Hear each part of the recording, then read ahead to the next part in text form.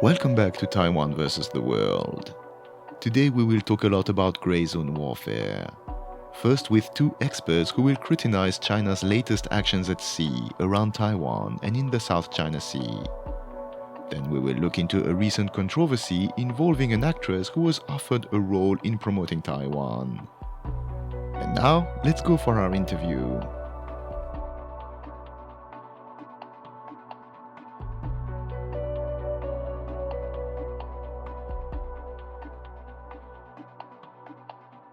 The week started with two news about China interfering with Taiwan over the ocean.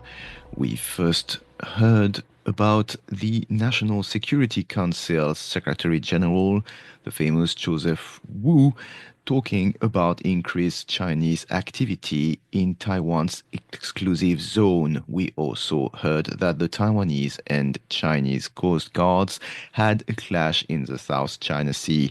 So let's discuss these developments, see what we can learn from them, how we can go beyond them. And with us today are Alice Yang and Roger Liu.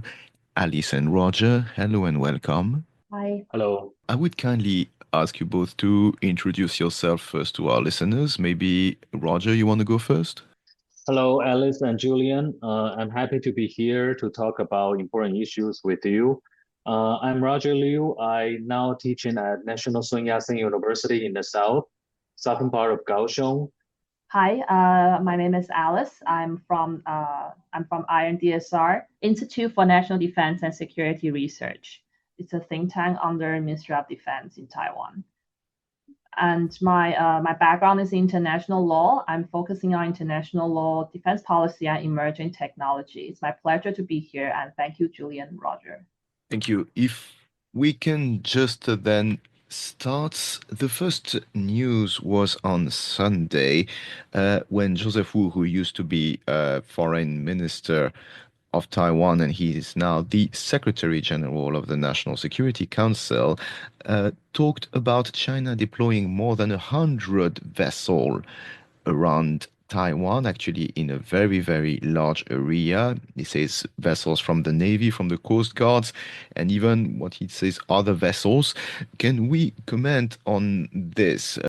Yes. Well, I think this is part of the something that a lot of think tanks has reminded Taiwan to pay attention to. It's part of the new strategy or tactics that China try to use around Taiwan in a way that usually call quarantine rather than a blockade, which might violate the international law. China, compared with blockade, China preferred would rather use quarantine to suffocate Taiwan or try to stem Taiwan's energy supplies by performing police check over the sea. So as we know, China has the largest size of Coast Guard fleets for the world, and they use at least three 12,000-ton level class retired naval ships to be serving in the Coast Guard after retiring from the Navy. So it's quite strong. And I think this is something that Taiwan need to pay attention to because while China has been adopting this kind of check or this kind of practice, that will make it more difficult for the U.S. and allies naval force to intervene because China can claim that they're just doing the policing action that has something to do with their national security. And the second thing is that that actually is part of the coordinated strategies that China tried to use on the maritime domain. Instead of using Navy alone, they try to use a combination of naval forces, Coast Guard forces, and what they call the maritime militia to perform different levels of interdiction operations.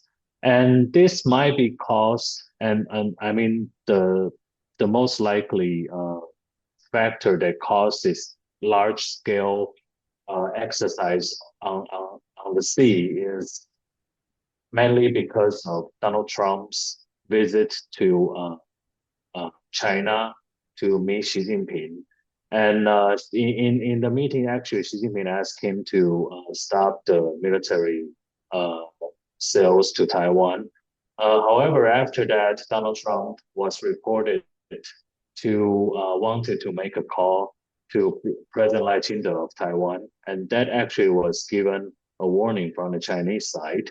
So, approximate reason for China to perform this kind of exercise might be because of that. Thank you, Roger. That's a lot of information. Alice, did you also observe this? What can you tell us about what you observe about China's gray zone activities by using its Coast Guard? Certainly, maritime activities around Taiwan and especially South China Sea, as we all know, it's not entirely new. But what is really concerning recently is you can see there's some kind of expansion in scale, persistence, and operational assertiveness. So what we're seeing now is not just occasional maritime harassment, or it's just being there as like a symbolic presence. It looks more like they are really working on their coordination, and there's some pattern of operational activity involve Coast Guard vessels. There's also research ships in South China Sea, and there are also other kind of maritime assets they're working. And so we're talking about the recent situation, which was the news said that it's more than a 33-hour standoff near Dongsha. And it's also about what the Chinese official news, the wording they were using. They emphasizes and referring to sovereignty and jurisdiction. So of course, I've been claiming that for a long time, but this is like another level of assertiveness that is the jurisdiction is, they are basically being there to assert their jurisdiction. And this is going to have a more complicated impact if we let the situation keep going. And of course, this is also part of their broader gray zone strategy. They've been using it for quite a while, but the more they show up and the longer they are being there, it might cause more pressures to Taiwan and also South China Sea than the coast states. And the coast guards are partly useful tools for this type of strategy because they also create certain level of ambiguity. It's not as serious as in one way. It's actually more serious than sending out the Navy. But on the same time, it also allows Taiwan to frame this activity as a law enforcement or routine patrols. Then they are not military aggression. They are just exercising their jurisdiction. So, Alice, you are touching here at the second piece of news that happened over the weekend, which is a standoff between Chinese and Taiwanese vessels around what you call the Dongsha Islands. Others call it Pratas Islands. They are a part of the many islands in the South China Sea, which are on the ground, or on the sea rather, contested between several countries, including China, who claims them all. So maybe, Roger, you want to tell us also what happened there this weekend and what you think about it. This can be considered part of the standoffs between CCG, which stands for China Coast Guard, and other Coast Guard fleets of the regional countries, including Taiwan. Mainly the standoffs or the conflict, not conflict, but some kind of standoff between the CCG and the ROC CG takes around the island of Kinmen recently, because that's actually a territorial water that has some kind of overlap jurisdictions, and that actually has become the easiest point for the two coast guards to have this kind of standoff. But what's happening around South China Sea actually will be more geographically and geopolitically invasive, because they actually brought Taiwan into this regional, strategies or strategic standoffs that used to take place between China and other regional countries. I personally believe that China would like to separately deal with Taiwan as well as other countries because first, Taiwan in China's mindset, well, Taiwan is not a country and it's part of China. So for the service to better serve the purpose of united front warfare, China would prefer to treat Taiwan differently. And China will also avoid by putting Taiwan together on the front lines against China in South China Sea, including players like U.S. Navy, the Filipino Navy, and the maritime forces, and even include the Japanese maritime self-defense forces as well. So I think we need to pay more attention to that to see whether China try to drive a wedge between Taiwan and other, ally powers in this region and to sabotage possible collaboration and cooperations between Taiwan to seek help from the outside, especially in the case of emergency. And this is, I think, for Taiwan, what is important is we should increase the opportunity and capacity to cooperate and to maneuver with our ally maritime forces, because that's the important one of the important ways. That I think maybe it's the only way that we can secure our maritime security and express our intention to be a responsible member in this region as well. So, of course, all this begs the question, what exactly is Taiwan doing about this? Because here we had two events over the weekend, but this is not entirely new. This is not new at all, actually. We hear about such actions from China for quite a while. So, concretely, what is Taiwan doing to counter it? Yeah, so this has been an issue for, as we all know, many years, even decades. But I think our Taiwan's response had actually become more increasingly more sophisticated, especially in recent years. Before, we're more like emphasizing and focusing on our sovereignty or condemning what China is doing. Of course, this we have been still doing it, but because of China's tactics have been changing, so we are also responding in different ways. So, and also due to many factors, we cannot just respond in military terms. And as they're using Coast Guard, we are also focusing on maritime law enforcement and surveillance, and also gray zone resilience. As I know, we actually work with other countries, for example, like Canada, regarding surveillance issue about those vessels that we can have a better picture of them beforehand. And we're also using Taiwan's Coast Guard as a frontline, can call it like a frontline responder that we can see there being more increasing more like a strategic actors. And also we are trying to strengthening our maritime domain awareness capabilities.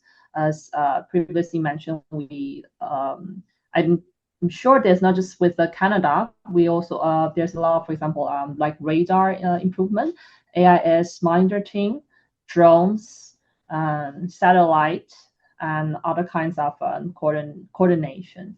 So, and also there's more exposure around the ocean. But on the other hand, Taiwan has always been very careful not to have to escalate. I think this is what is the hardest. We don't want to escalate the event to give China as an excuse for them to further their aggression. So we have to do something, but it's more like monitoring, controlling the situation. But I think this is quite difficult and getting more and more difficult. As what if China their activities have become more aggressive over time, as we just seen this over the weekend. And then another thing is China's not just using Coast Guard. In the news also mentioned about research vessels.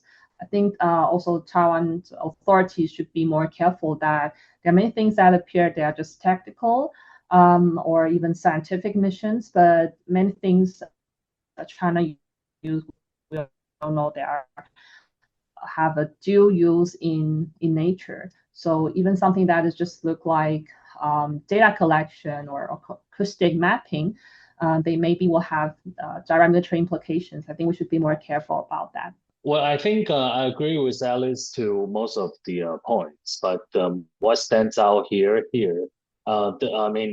time is that they choose Dongsha Island actually as which is less controversial because Dongsha Island is under the jurisdiction administration of the city of Kaohsiung, and no other country actually claimed it except for PRC and ROC. So the standoff actually took for like 33 hours from Saturday to the Sunday afternoon. And the Chinese actually broadcast into the ROCCG saying that they have the sovereignty and jurisdiction over those islands. This is something that I have mentioned to drive a wedge between Taiwan and other countries because this is not like the Ituaba Islands in the middle of the South China Sea that both Vietnam and Taiwan and China has claimed the sovereignties over. So to form this kind of bilateral standoff, actually, that will be putting direct pressure from the PRC to Taiwan. That's the first thing. So that's a new kinds of a pressure test that PRC tried to do to Taiwan. And compare with our air forces, well, actually, Dongsha is farther away from Taiwan than from the mainland of China. So considering the size of the CCG, actually, that will actually create some kind of pressure for our side. So we have to be careful about this. And I think we should strengthen and upgrade the collaboration with our counterparts from the Philippines, from the US, or even from the Japanese Coast Guards as well, in any possible way.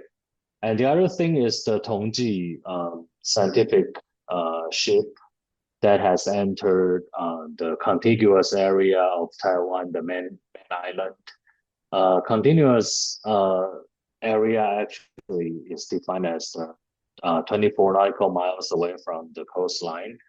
And what they are collecting, although they are claiming that these are only for scientific use, however, all these things, the hydrology data and the flow of the current or the depth of the ocean, the salinity is actually can also be used in anti-submarine and submarine warfare. So if they really want to quarantine Taiwan or try to cut off Taiwan for the rescue of Dongsha Island in case of emergency, this is something that they are going to do. So I think this is a very clear gesture, although this is military in nature, but it is going to be turned into a political one to keep pressure on Taiwan and to test how Taiwan, the government of Taiwan will respond in such a situation. So I echo with Alice that we should deploy more, weapons like the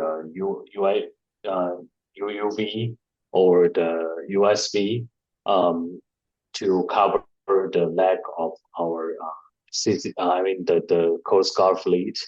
But what is more important is to bring multiple partners in this scene and to work together so that we can form a stronger united front against China.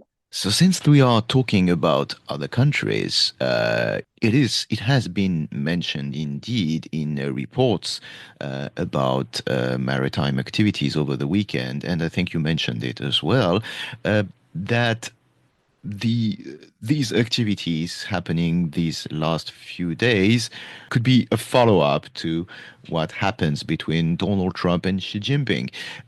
It doesn't seem very clear or even very precise why. So, what do you think? Is it really linked, and how is it linked? The aftermath of the Trump-Xi meeting is quite interesting because people expected a lot to happen. However, so far, just know they have met. But the progress that have been deemed to happen, such as the import of the H200 NVIDIA GPUs into China, is not didn't has yet to happen, and establishment of the committee on trade and investment is yet to happen, and the AI dialogue platform is yet to happen. And Donald Trump, of course, the U.S. administration has signatured or it has signaled the pause of the promised second batch arms sales to Taiwan, which includes the important components of the T-Dome, the air defense system that the ROC armed forces plan to establish. So this is an important part. And well, so there are two aspects to look at the military actions from the Chinese side. The first one is that we may view this as a warning signal that China tried to send to Donald Trump to force him to to fulfill his promise that he will officially declare that the arms sales to Taiwan will not only be paused but will be stopped. All right, so this is the first thing, and the second thing is that they try to use this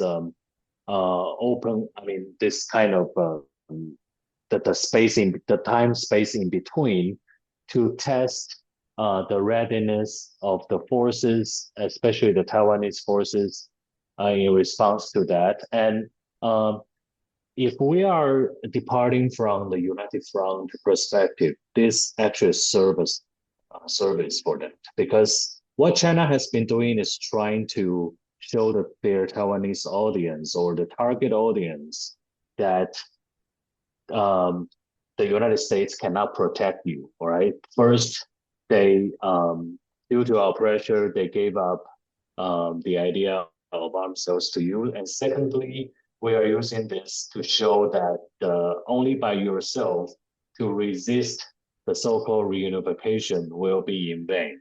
So this is the political signal they try to use. And the third thing I would say that maybe the Chinese side wants to use this for the prelude of the talks to make it harder in the first place, so that when they reach some, when they reach some conclusions in the process of the negotiation, that will look more precious. So that may be part of the negotiation, tactics. So all the threes could be used to explain why China has raised or escalate their maritime missions or operations around Taiwan. Thank you, Roger. What about you, Alice? What do you think? Yeah, I think, well, I won't say it's like something really directly after the meeting, but I do see this like as a test that China is, they usually take some kind of operational measures after important diplomatic events. So I think one of the implications this time is maybe this has been a form of testing behavior by China. As you can see that 33 hours is actually very long, and also pointed out by Roger that Dongsha is kind of a sensitive area. It's a little bit different than where they show up in the places they actually have jurisdiction or they have effective control. So I think this time it's not just, of course, it's not seen as very directly some kind of military conflict, but it's a test of Taiwan's operational responses and also our political thresholds. They want to see how much we will, what kind of action we will take, and what is the attitude of our government. And for example, they have been observing how quickly Taiwan has detected the vessels. Does it show that they actually turn off the AIS, and how the Coast Guard will respond, and how aggressively or what kind of attitude Taiwan will try to take to expel them, and or we will escalate the situation militarily. So I think this is we always have to be very careful after that they just have a sudden escalation, or they have been doing something very strange. So I think there is one possibility is that these activities could be as a strategic signaling of following high-level political engagement, as the Chinese meeting. And another thing is they might be also wanted to test U.S. administration, or what Trump maybe what kind of the attitude they are, because Trump did show a lot of friendliness, polite way to put it, with Xi, and this could also be a bit alerting for Taiwan. So I think it is the timing. Of course, it's certainly very interesting. And of course, this has been their pattern for the past couple years, but it does signal that maybe they've been planning something different, or they might have a next step or further movement. Thank you very much. But now let's push a bit this question further, because we were even discussing about this with two other guests last week.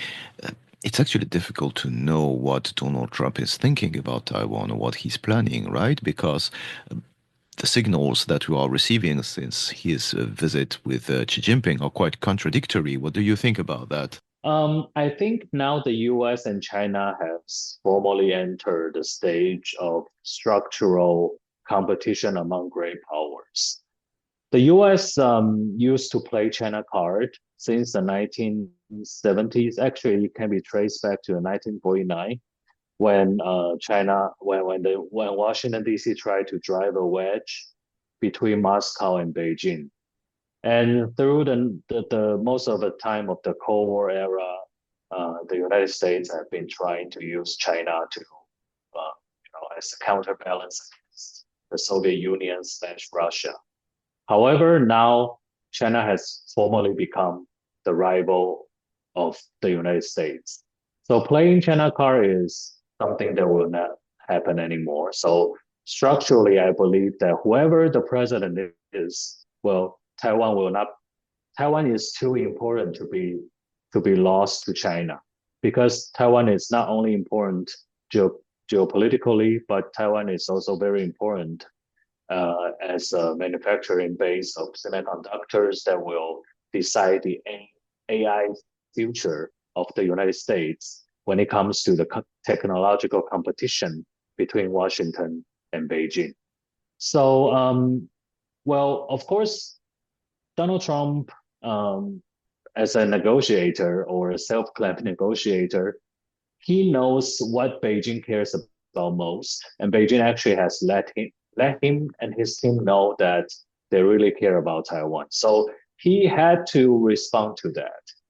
So, well, what happened now seems to what we can be sure is that the 14 billion arms sale package has been at least paused or delayed, and this will be used as a weapon or used as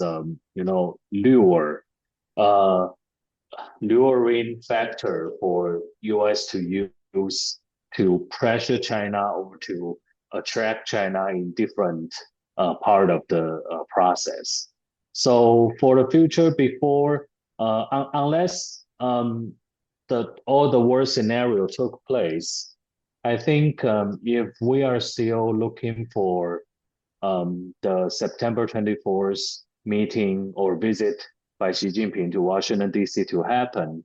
And this is also what Donald Trump won before the midterm elections in November, to show his voters that he can actually manage the great power relations and bring in the investments back in the U.S.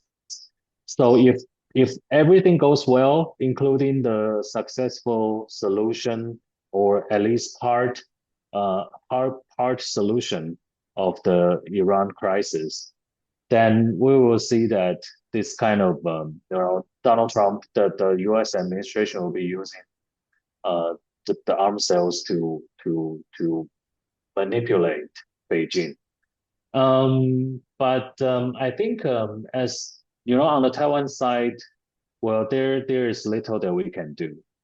We will have to be patient about this, and secondly, we have to find a right channel to deal with, at least to keep up or to be updated with the Donald Trump administration from the inside, which is very important for us for the purpose of intelligence collections. The last point is that Taiwan should think of seriously the alternative ways to replace the void that the U.S. have left for a while.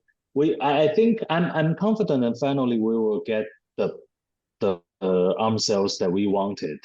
However, it may take some time, and you know, any lose of the timing or the time actually is putting Taiwan into more unfavorable situations. So I think other parts that we can do, if we can do to replace this equipment with commercially similar ones, we should do that. For example, the application and manufacturing of the UAVs, USVs, and UUVs. These are the things that the Taiwanese, some part of the private sector has been doing. So the government should look for the fundings from the budget and try to start the collaboration with the private sector as soon as possible. Especially nowadays, we can see that there are some important startups in the weapons manufacturing in the U.S., like Endurio, like Palantir, like other startup or the new companies that produce cheaper or available weapons, or either they are the loitering ammunitions, or they are the UAVs, UUVs, or USVs. These are the collaborators or the actors we should look for help, or we should look for collaboration with. Thank you very much, Roger. Alice, I will leave you the last words. What do you think Taiwan should do in this situation between Donald Trump's confusing behavior and China's aggression? I think it looks confusing because I think he has some other plans, and also what we've seen from the news. So it's hard to see or say that his real intention. But what I do think that China's ambition and definitely is not just about Taiwan. Of course, Taiwan is obviously very important politically, strategically, and also where the location is at.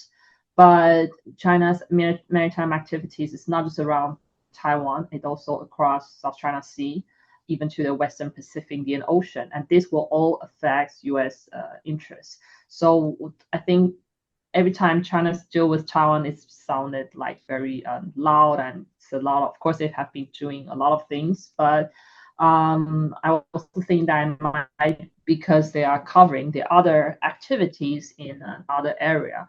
So apparently, U.S. has a lot of interest to secure in the region. But they don't want to have a bad relationship with China, but there's a lot of things that are going on the table, and we might not be able to know for now. But I think Trump, he has his way of handling things. We might not agree with it, but I'm sure it's up to something. Alice and Roger, thank you so much for being with us today, and wishing you the best. Thank you. Thank you.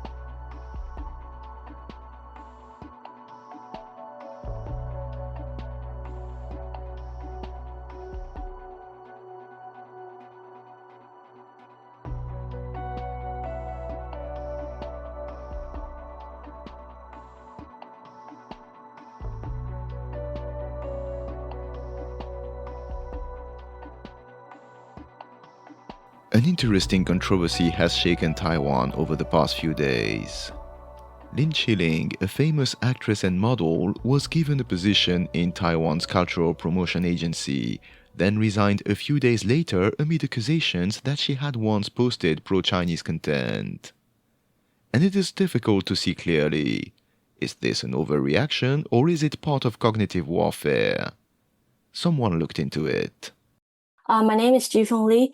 I'm an independent researcher specializing in Chinese hybrid warfare, with a particular focus on foreign information manipulations and interference, FIMI, Great Zone operations, and cognitive warfare. Sze-Fung Lee summarizes the facts for us.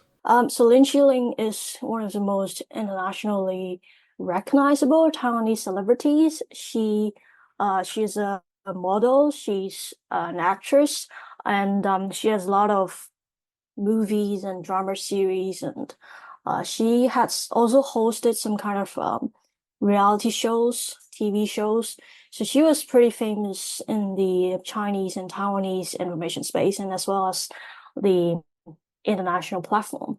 So she was leading controversy itself start with the Taiwan's Cultural Promotion Agency, TAICCA. They appointed Lin Chi-ling as one of its board members. But 7 days later, she resigned because there was a public backlash focused almost entirely on her past pro-Beijing statements and silences, which I think a lot of the debate is legitimate because she did post a lot of like sharing, celebrating PRC's birthday, that kind of post on Weibo. But the TAICCA persons, there's an official in TAICCA who said that, well, they actually talked to a couples of artists and celebrities who had posted those kind of pro-Beijing statements, and they claimed that, well, it was entirely the administration, like the social media administrators, they do it for them, and those artists didn't know about it. So it was like a kind of controversial if that's actually true or not, and if she is really pro-Beijing or not, and why is TAICCA choosing her as one of the board members? Like why is that? And that kind of stuff. But I think, when I looked on social media, what strikes me is the shape of that debate, because for 7 days, the entire conversation stayed fixed on one question: is she pro-Beijing? And almost nobody asked, what was that position?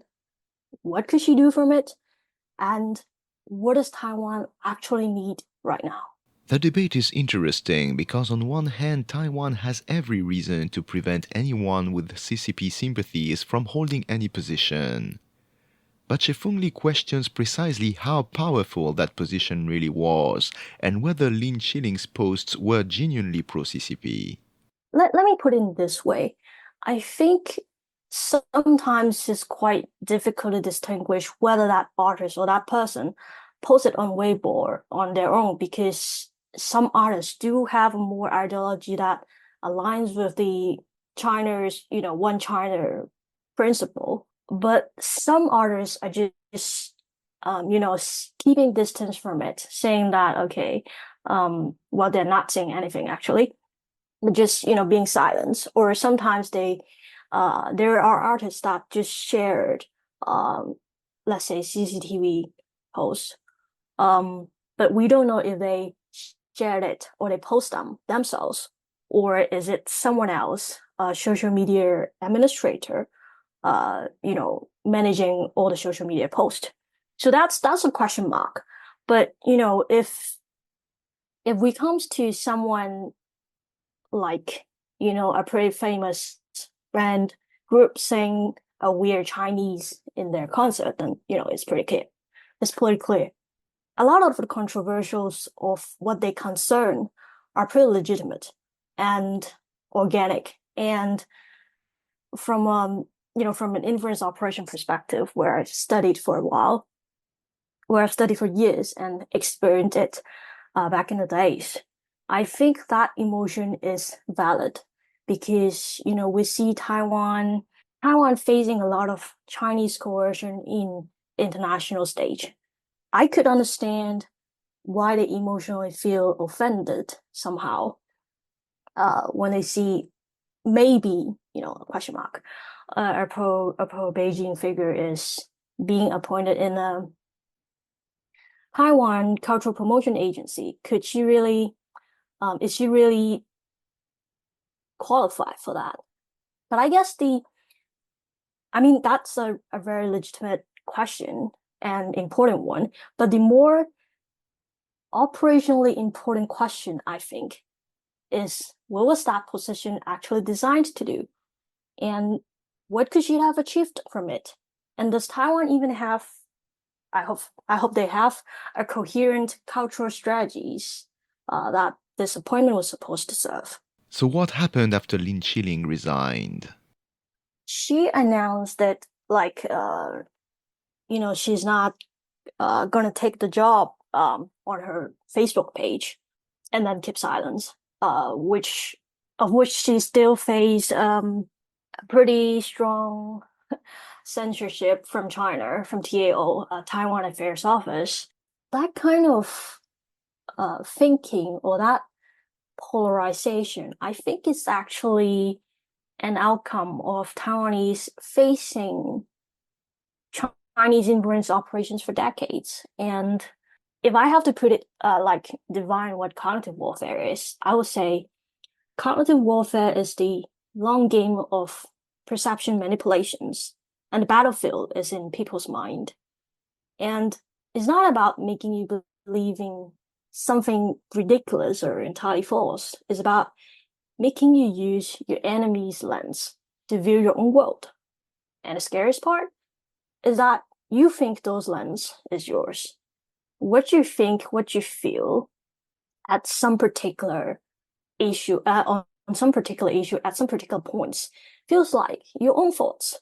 So that's a really interesting ongoing observations. I think it's worth noting that the current debate or the controversials are legitimate and are genuine and a bit emotional. But this is an outcome of Beijing's cognitive warfare that it's successful in terms of polarizing people. The problem is that we do not know what Lin Chi-ling's mission would have been anyway. This is what makes the controversy look like a knee-jerk reaction or even just performative, rather than a serious assessment of what a famous actress and model could have done, even if she once had to pay lip service to China, as so many Taiwanese entertainers are constrained to do. What exactly was she expected to do in this position? Well, that's a very good question, because I don't think there is a very clear job description on what that role is supposed to do. Let me put it in this way. The current debate is loyalty, but I think there's also strategic function within that role. If the job is, let's say, publicly defending Taiwan under political pressure, then that ideology clarity becomes necessary.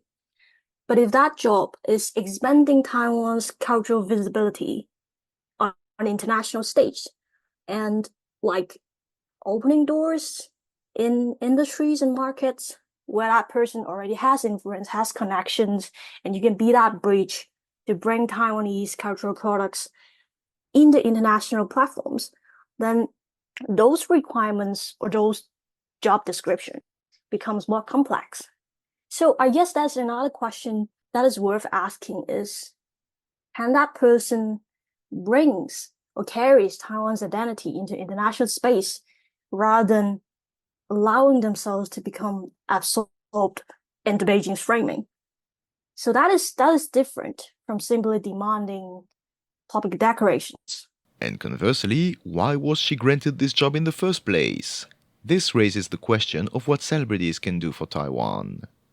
Lin Chi-ling's past experience and connections to the international platforms, like she was a model, she's probably have connections in, I don't know, Italy, fashion show, that kind of stuff, or the people or designer there.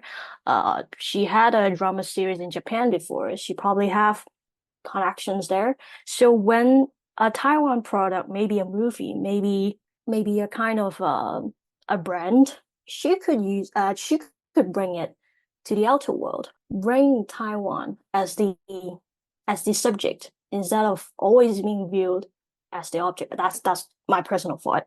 And I think that's very valid because, in the Western policy space, when people talks about Taiwan, or when general public talks about Taiwan, it's just semiconductor supply chain, or the dangerous place in the world, as the economists put it. I think if those kind of cultural products, or cultural branding that embedded with Taiwanese culture and identity could be brought to the outside world, the world could see a deeper layer of Taiwan, a more sophisticated model, but not just the silicon shield. And I think Lin Chi-ling could do part of it. I mean, obviously not all of it, but I think her past experience and expertise and connections would be able to do some of it. Because in her Facebook statement, Lin Chi-ling said that after resigning, that the weight of the role was far heavier than she expected. And that sentence is actually most revealing. And it indicates that she didn't fully understand what battlefield she was stepping into. And I guess that brought another question. Does the people who appoint her understand what battlefield is that?